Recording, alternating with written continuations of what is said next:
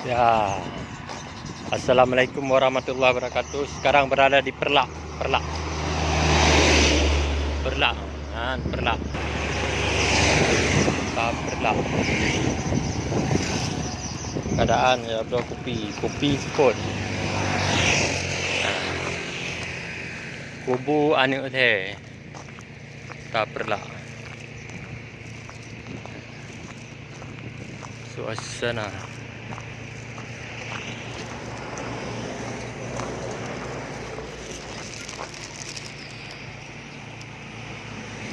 Kawasan Kubu anu le.